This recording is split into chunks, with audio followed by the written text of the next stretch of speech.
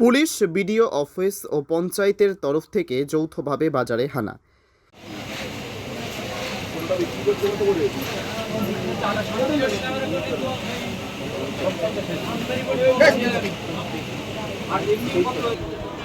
তোমরা তো কোথা থেকে কেনো? এই বাজারে তোমরা মাল কোথা থেকে কেনো? মানে এখান থেকেই কেনো না তোমরা অন্য জায়গা থেকে রাখো? এখানে কোথায় কেনো? হাসনাবাদের ভেবিয়া বাজারের ঘটনা।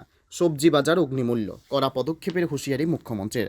আর তারপরেই একের পর এক বাজারে কখনো ট্যাক্স ফোর্স, আবার কখনো বিডিও অফিস ও পুলিশ যৌথ অভিযান। আজ সেই রকম ভেবিয়া বাজারে হাসনাবাদ থানার পুলিশ, হাসনাবাদ বিডিও অফিসের আধিকারিক ও পঞ্চায়েতের তরফ থেকে যৌথভাবে ভেবিয়া বাজারে প্রতিটি সবজি দোকানদারদের কাছে গিয়ে কোন সবজি কত দামে বিক্রি করছে এবং কোন সবজি কত দামে তাদের কেনা পড়েছে এই পুরো বিষয়ে খতিয়ে দেখলেন। কিনছেন কত করে? একদম মাল কেনা নেই, কাঁচা মাল তো হরেক রকম মাল, হরেক রকম কোয়ালিটি। আপনার নাম কি? দাম প্রচুর দাম যাচ্ছে এখন সেটাই দেখান না, দেখান সেটাই দেখান।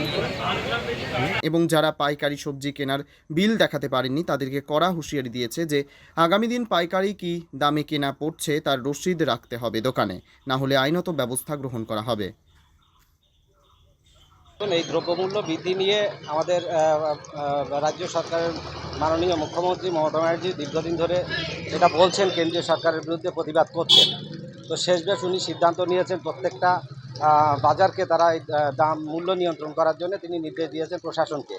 সেই নির্দেশ মোতাবেক আজ হাসনাবাদ পঞ্চায়েত সমিতির জয়েন্ট বিডিও এবং এডিএ সাহেব থেকে শুরু করে অনেক আধিকারিক এখানে এসেছিলেন। তারা বাজারকে আজকে প্রথম দিন পরিদর্শন করেছেন।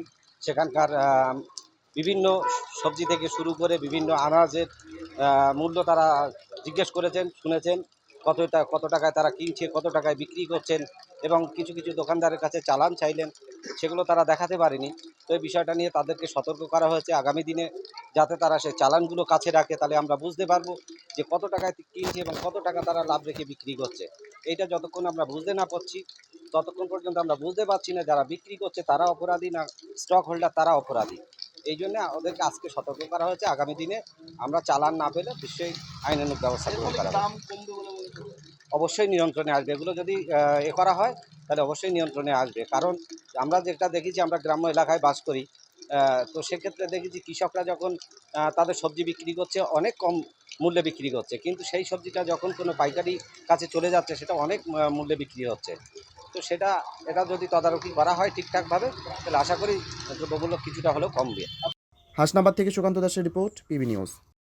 Annapurna medical hall, chemist and druggist.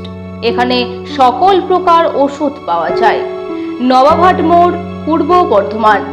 যোগাযোগ করুন 6295528655 অথবা 7602347696।